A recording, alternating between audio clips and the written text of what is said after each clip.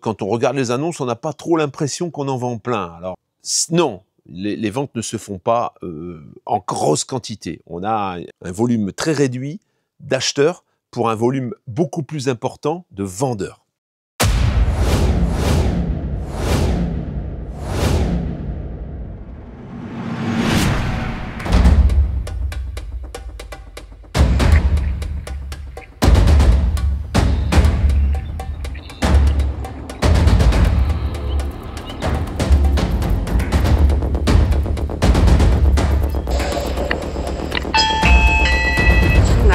Eva et je suis ta créature.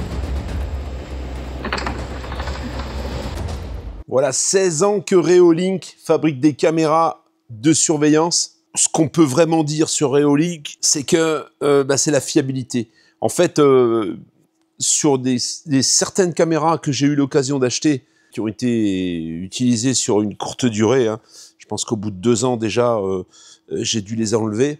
En fait, la qualité, c'était pas la même. Par exemple, le plastique jaunissait beaucoup plus rapidement. Et puis, on avait rapidement des problèmes également. Alors, rapidement des problèmes, ça veut dire que le prix réduit, quelquefois, c'est pas forcément bien. Il vaut mieux opter pour quelque chose de fiable. Reolink a un recul de 16 ans. Donc, sur ces caméras, c'est leur anniversaire d'ailleurs. Je pense qu'on peut leur faire confiance. Alors, il y en a qui vont me dire, oui, une caméra de surveillance, mais tu sais, les gens peuvent venir avec des cagoules, machin, d'accord. En fait, moi, ce que ça me permet de faire, c'est qu'au moment où il y a un mouvement, si je ne suis pas là, j'ai une détection, je suis averti par une notification push. Je peux tout de suite voir ce qui se passe. Et selon ce qui se passe, je peux appeler un voisin. Je peux prévenir mes voisins, parce qu'en fait, les voisins, ici, on est vraiment dans quelque chose où chacun prévient tout le monde. Hein. S'il y a un véhicule suspect qui se balade dans le coin, les voisins se préviennent en fait. Hein. Donc, s'il y avait quelque chose, eh bien, rien que peut-être de prévenir mon voisin d'en face, le voisin d'à côté, il y aura une lumière qui va s'allumer, il y aura un mouvement, et du coup, ça va faire fuir les éventuels malfaisants. Voilà, c'est surtout ça. Alors bon, moi, je suis tout le temps ici. Hein, je pars quand même. Il y a les vacances, il y a tout un tas de choses. C'est vrai que il vaut mieux se sécuriser pour pouvoir pallier à un éventuel problème. Ça ne veut pas dire que tu vas pouvoir pallier à tout, mais ça va quand même bien t'aider. Hein. À cette occasion, donc, je te parle aussi de futures promotions. Là, c'est tout de suite. C'est du 1er juillet au 11 juillet. Il y a les Prime Days. Et pendant les Prime Days, sur lesquels d'ailleurs tu vas pouvoir agir par ce lien, eh bien, tu as des promotions qui vont jusqu'à 50%. C'est juste avant les vacances, juste avant les grands départs. Tu commandes ça sur Amazon, tu as ça très rapidement, ça s'installe en un tour de main. Je te l'ai montré plusieurs fois sur mes vidéos. Il suffit d'installer la caméra, de mettre un petit panneau solaire, tu la connectes au Wi-Fi et c'est terminé. Ensuite, avec l'application, tu vas pouvoir directement gérer cette caméra à distance. C'est pas grand-chose en fait, c'est pas très cher, il y a de grosses remises en plus. Voilà, avant de partir, peut-être que c'est sympa.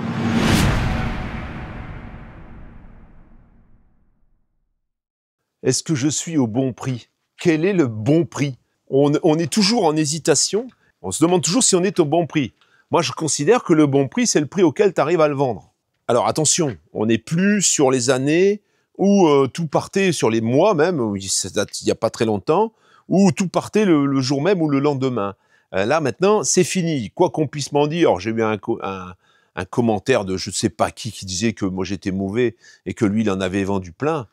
Quand on regarde les annonces, on n'a pas trop l'impression qu'on en vend plein. Alors, blablabla, tu vois, ça reste à prouver. Hein. Donc, je pense qu'aujourd'hui, non, les ventes ne se font pas en grosse quantité. On a un volume très réduit d'acheteurs pour un volume beaucoup plus important de vendeurs. Donc, celui-ci, on l'a proposé à 46 000 €. Ça tourne. J'ai quelqu'un qui semblerait peut-être acheteur, mais ça semblerait sur la bonne voie parce qu'on est au bon prix, on va dire. Alors, je vais aujourd'hui développer ce que, selon moi, serait le bon prix. Et on fera ensuite une conclusion sur ce que je pense que chaque vendeur devrait faire.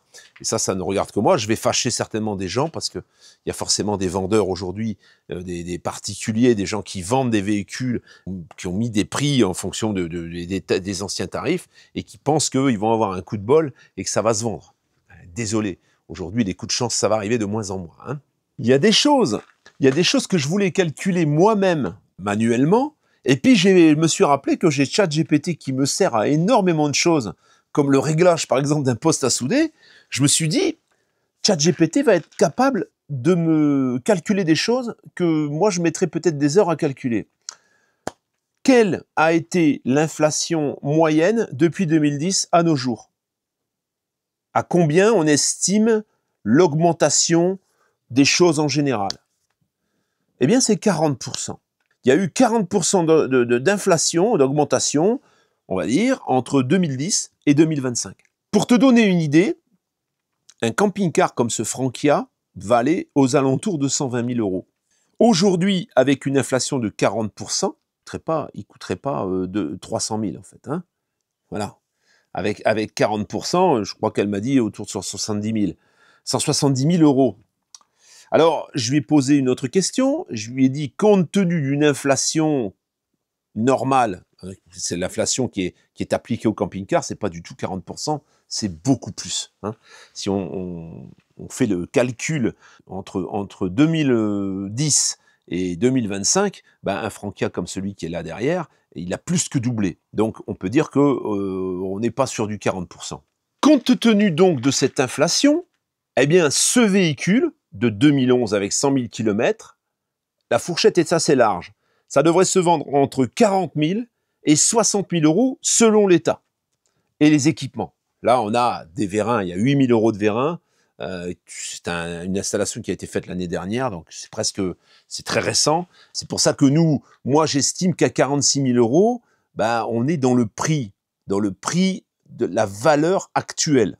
Voilà, pour moi, et c'est pour ça qu'on a choisi ce tarif. Je pense que 48, 49, ça aurait pu passer. Si on n'avait pas eu les petits défauts d'esthétique en carrosserie, je pense que c'est un véhicule qui aurait pu se vendre entre 52 et 54. Voilà. Le problème, aujourd'hui qu'on rencontre, c'est qu'on a quand même une petite quantité d'annonces, très très bonne quantité d'annonces d'ailleurs, sur du Frankia qui ne bouge pas. Tu penses bien que je les surveille. Et là, on va dire, ah oui, j'ai vendu le mien, du machin. Oui, bien sûr, peut-être tu as eu un coup de cul, ça peut arriver. Là, dans ce que je regarde, ben, on va essayer justement, par rapport à ce que ChatGPT nous a dit, on va essayer de voir à quel prix ça devrait se négocier. Comme ça nous donnera une petite idée du marché comme il devrait être aujourd'hui. Parce que le problème, c'est que le marché n'est pas fait par les annonces et les choix complètement aléatoires de leurs propriétaires. Il y a un état de fait, il y a des choses qui se passent ou qui ne se passent pas, parce que là, apparemment, ça ne se passe pas, ça ne se vend pas. Si ça ne se vend pas, c'est qu'il y a un problème. La maison de Johnny Hallyday, pour la citer en exemple, elle vient de se vendre. Elle avait été évaluée à 56 millions d'euros, je crois. Ils l'ont descendu à 25. Puis à la fin, ils en voulaient, elle était affichée à 10 millions et demi, et finalement, elle s'est vendue à 8 millions. Tu vois un peu, voilà, 8 millions parce que tu es là et tu dois payer, tu as des choses à rembourser, donc tu ne peux pas faire autrement. Et voilà la réalité du marché, et voilà l'évaluation stratosphérique qui en avait été faite. On est sur le même cas de figure, c'est qu'on a des personnes qui ont acheté des véhicules il n'y a pas très longtemps et qui les ont payés au prix fort. Il y a des personnes qui ont acheté des véhicules depuis des années et qui pensent que ils ont un trésor entre les mains et qu'il va se vendre plus cher que le prix du neuf. Et en fait, il y a une réalité, c'est le marché, c'est les acheteurs qui dictent le marché. Il n'y a pas de règle absolue, le marché est évolutif et il peut descendre et il peut monter. Aujourd'hui, je te laisse quand même peu d'espoir pour que ça remonte, hein, pour que ça remonte au niveau des tarifs. Dans la mesure où on a beaucoup plus de produits que d'acheteurs, ça va être très très compliqué et c'est un peu utopique de penser que tu vas vendre ton véhicule en gagnant de l'argent. C'est terminé. Alors, on va attaquer par le premier, un camping-car liner Frankia de 2012 dans lequel on rentre une voiture. Je ne vais pas développer l'annonce, hein, parce que c'est pas le but. Compte tenu de tout ce qu'on s'est dit, on va déjà regarder combien coûtait un camping-car liner Frankia de 2012. C'est un 920 QD. En 2012, il valait... Ah, rien, c'est du vent. C'est du vent, excusez-le. Il est un peu fragile. Voilà, il a les abeilles. Un 920 QD... Un 920 QD... Tu t'arrêtes. Un 920 QD de 2012 valait hors option 164 050. Arrête Arrête, loulou. 164 050. Alors, c'est tout simple. On va demander à ChatGPT. J'ai ouvert un dossier là-dessus. On a commencé à discuter. Dans la même logique, un camping-car Frankia Liner de 2012 qui valait 164 000 euros, à combien, en tenant compte de l'inflation de 40%, etc., etc., à combien tu l'estimes aujourd'hui en 2025 en occasion? Alors, si on prend en compte l'inflation de 40% depuis 2012, un camping-car qui valait 164 000 euros à l'époque vaudrait environ 230 000 euros aujourd'hui en valeur neuve. Mais en occasion, en tenant compte de la dépréciation sur une douzaine d'années, on peut estimer qu'il se situerait quelque part entre 90 000 et 120 000 euros selon son état, son entretien et son kilométrage. Voilà. Ce camping-car, donc, qui totalise 91 000 km de 2012, bon, le prix maximum pour ce véhicule, ce serait 120 000. Là, on est à 134 000. Mais la tranche, elle est entre 90 et 120, ce qui veut dire que tu as quand même une sacrée marge, quoi. C'est le créneau, il est assez large. Bien sûr, il est entendu qu'il faut que ce véhicule soit en état impeccable. Raisonnablement, je dirais que ce véhicule devrait se vendre en moyenne autour de 100 000, 105 000 euros. Je pense qu'il serait plus placé qu'à 135 000 balles. Il est peu cher et c'est d'ailleurs pour ça qu'il ne bouge pas le véhicule. On en a un 2005 à 84 000 km à 48 000 euros. Un 18 000 GD. C'est un peu long comme sur base Mercedes 616. Donc on va regarder Frankia 18 000 GD de 2005. Les camping-cars plus grands et plus luxueux pouvaient facilement dépasser les 70 000 euros et aller jusqu'à 100 000 euros ou plus pour les modèles les plus sophistiqués. Certaines marques étaient déjà positionnées sur le haut de gamme. Donc on considère qu'un camping-car de ce gabarit, donc 7,40 m à l'époque, en 2005, ça coûtait autour de 70 000 euros déjà.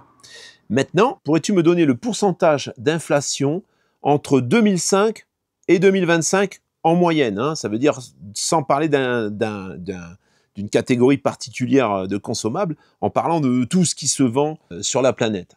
À combien on serait, surtout en Europe, à combien il y aurait d'inflation depuis 2005 à nos jours? D'après les données moyennes en Europe, l'inflation cumulée entre 2005 et 2025 est d'environ 40 à 45%.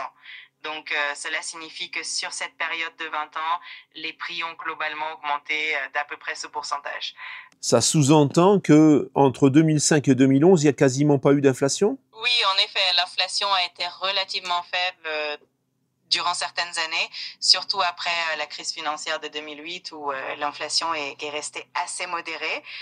C'est plutôt sur la période plus récente que l'inflation a été plus marquée, donc ce qui donne cette impression de stabilité des prix sur les premières années de cette période. J'aimerais connaître le prix d'un véhicule d'occasion Frankia, donc un 18 000, je sais plus quoi, enfin un Frankia intégral, de 2005, véhicule à 84 000 km de 2005, donc sur la base d'un châssis Mercedes, en tenant compte de cette inflation. À quel prix en 2025 ce camping-car vaudrait? Il a quand même parcouru, il a 20 ans quand même. En se basant sur des annonces récentes, un camping-car Frankia intégral de 2005 avec... Non, je t'ai pas demandé en se basant sur des annonces récentes. Je t'ai demandé, compte tenu de l'inflation, si aujourd'hui on ne devait pas tenir de la grosse évolution des prix sur le camping-car qui dépasse l'inflation largement, plus du double, à combien dans un tarif normal on pourrait l'évaluer. Mais je ne te demande pas de voir ce que les autres coûtent, ça je sais le faire. Je crois qu'elle fait la gueule. Pas du tout, oui. Donc en tenant compte de l'inflation d'environ 40% depuis 2005, un camping-car qui valait par exemple autour de 100 000 euros à l'époque aurait aujourd'hui une valeur équivalente d'environ 140 000 euros si on suivait uniquement l'inflation. Mais en prenant en compte la dépréciation naturelle d'un véhicule de 20 ans, on serait plus bas, probablement autour de 40 à 50 000 euros selon son état et son entretien. Alors moi, je t'avais posé la question sur un véhicule de 70 000 euros, valeur 70 000 euros. D'accord, si on part d'une valeur de 70 000 euros en 2005, avec l'inflation d'environ 40%, la valeur ajustée à 2025 serait d'environ 90 000 euros. mais en tenant compte de la dépréciation naturelle d'un véhicule de 20 ans, on serait plutôt sur une fourchette autour de 30 à 40 000 euros selon l'état du camping-car. Là, on voit que on est quand même assez élevé, je trouve, pour un 2005. Franchement, 30 à 40 000 euros, je trouve que là, c'est un peu, selon moi, alors le véhicule en question, ben, il est un peu au-dessus, forcément. Il est carrément à 48 000 euros. Alors, autant te dire que là, à 48 000 euros, tu as un 2010 aujourd'hui. Hein. 2011, facile. Je dirais même au-delà. On peut aller même jusqu'à 2014-2015. Hein. C'est le prix qu'on devrait appliquer. Là, à 30 000, ça me paraît beaucoup plus plausible et crédible pour un 2005. Et je pense qu'à 30 000, il va être compliqué à vendre quand même. C'est difficile sur les véhicules de 2005 pour la simple et bonne raison qu'on n'arrive plus à retrouver les prix neufs déjà. Et puis, bon, on estime qu'avec le temps, ça perd moins. Là, on a un Frankia Luxury 790 QD. Je vais maintenant chercher le prix neuf parce que là, au moins, j'aurai le bon. En 2016, il valait 107 500 euros. C'est qu'on va lui demander l'inflation. Et là, je pense que l'inflation est énorme entre 2016 et 2025. Mais à combien s'élève l'inflation en moyenne entre 2016 et 2025 sur 9 ans donc? D'après les données, l'inflation moyenne annuelle en Europe entre 2016 et 2025 a été d'environ 2,97%. Donc, sur ces 9 ans, cela représente une augmentation cumulée d'environ 30%. Si tu as d'autres questions, n'hésite pas. Considérant cela, un camping-car Frankia 790 QD de 2016, en tenant compte donc de cette inflation, combien déjà ça vaudrait neuf? Puisqu'il valait 107 000 euros, combien il vaudrait neuf aujourd'hui en tenant compte de l'inflation, et sur le marché de l'occasion, à combien il faudrait le vendre en fait, pour être en tenant compte de cette inflation. Voilà. Alors, si on applique l'inflation d'environ 30% sur un camping-car qui valait 107 000 euros en 2016, sa valeur neuve en 2025 serait d'environ 139 000 euros. Pour ce qui est de la valeur sur le marché de l'occasion, en tenant compte de la dépréciation d'un véhicule de près de 9 ans, on pourrait estimer qu'il se situerait aux alentours de 90 000 euros selon son état et son entretien. Si tu as besoin d'autres précisions, n'hésite pas. Donc là, par rapport à ça, le véhicule à 82 000, il est placé. Voilà, il serait placé. Hein, si on considère que bon, il y a une inflation et qu'on suit l'inflation, sans tenir vraiment compte du prix d'achat, parce qu'en fait, le prix d'achat, s'il a été vendu 107 000, bah, il a perdu 20 000 le véhicule.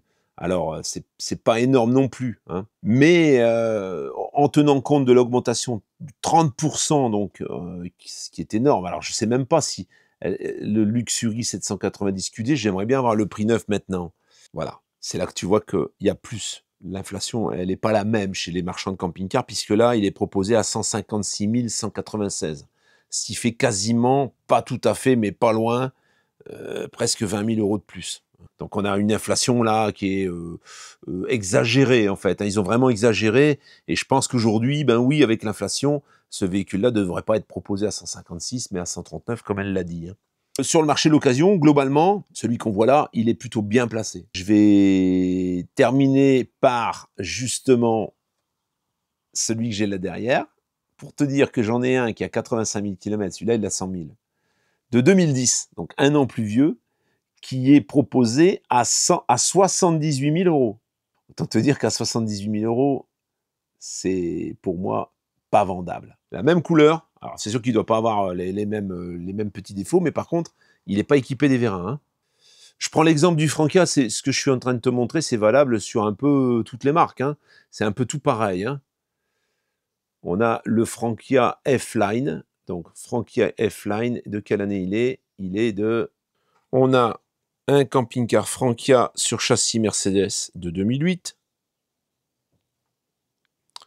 C'est un... On ne sait pas. Encore une fois, il ne marque pas les modèles, les gars. Prix neuf. En 2009, c'était 86 600. Donc, c'était quand même relativement élevé, hein, Frankia, déjà. Hein.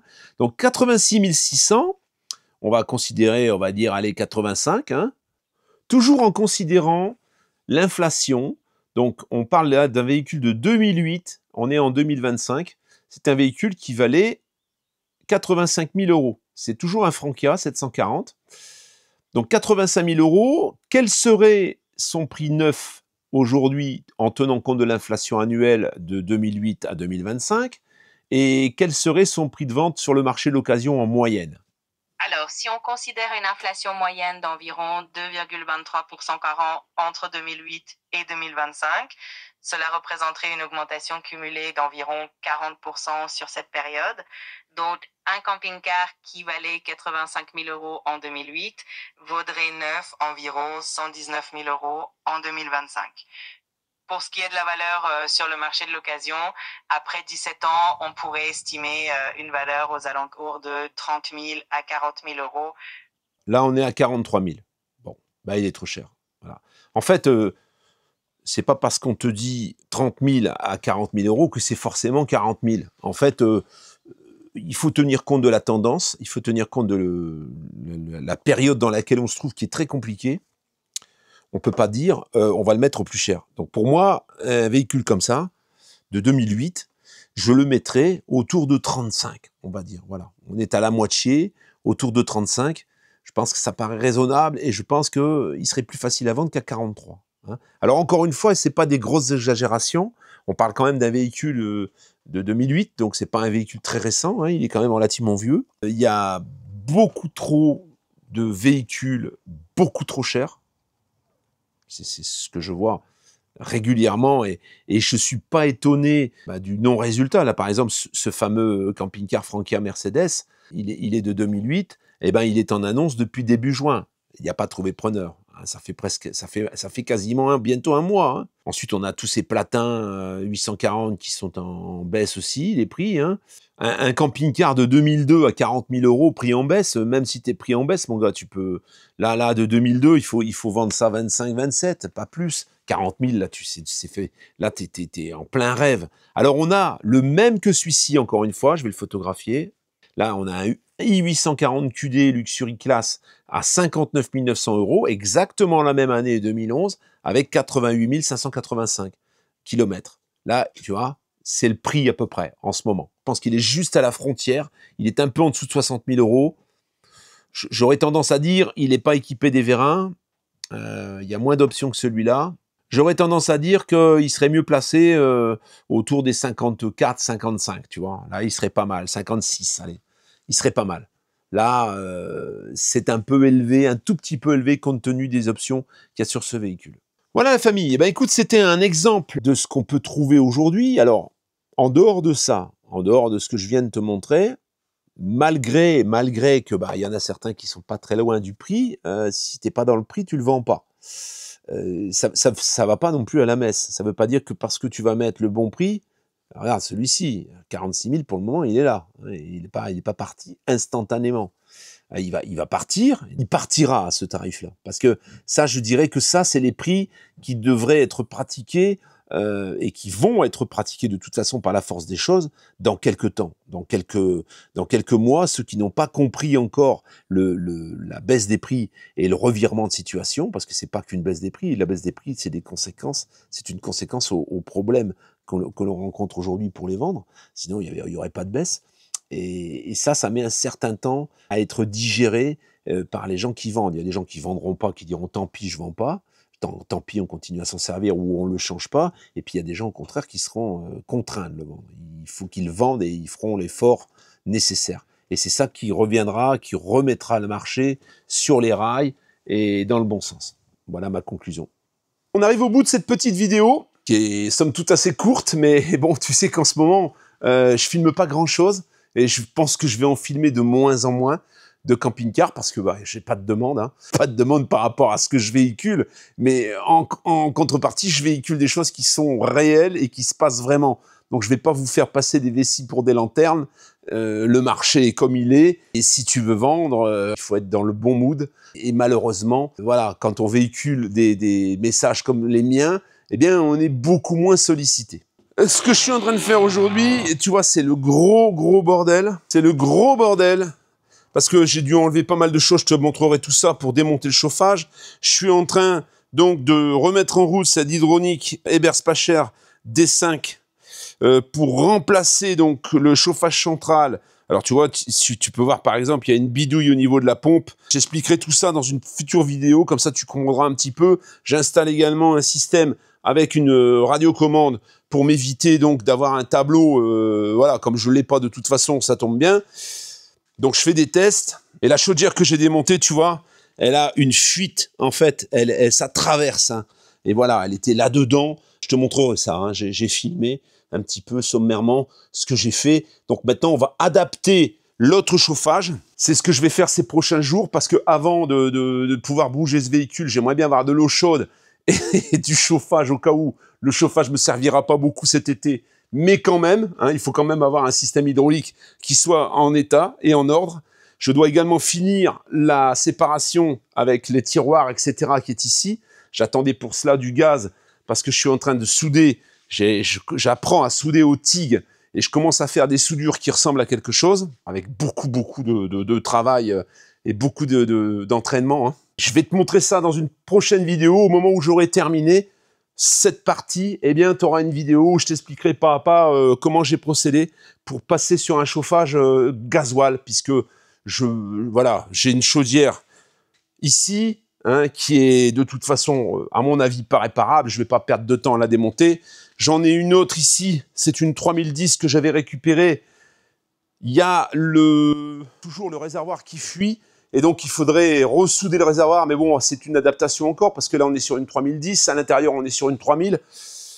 Voilà, je pense que de toute façon, comme je comptais passer au gasoil, je vais directement monter les berces pas chères, et si toutefois les berces pas chères venaient à faillir, eh bien à ce moment-là, je monterai une autre marque, tout sera prêt à être remplacé, l'adaptation sera déjà faite. On se voit donc pour la prochaine vidéo, certainement dimanche prochain, peut-être jeudi, je sais pas. En fait, je vais installer également dans ce véhicule un vidéoprojecteur, comme je l'ai fait dans le Frankia, et je vais te montrer également comment je fais et qu'est-ce que j'utilise pour pouvoir projeter l'image. Ce sera peut-être jeudi, mais pas sûr. Ciao la famille, passe une bonne fin de week-end.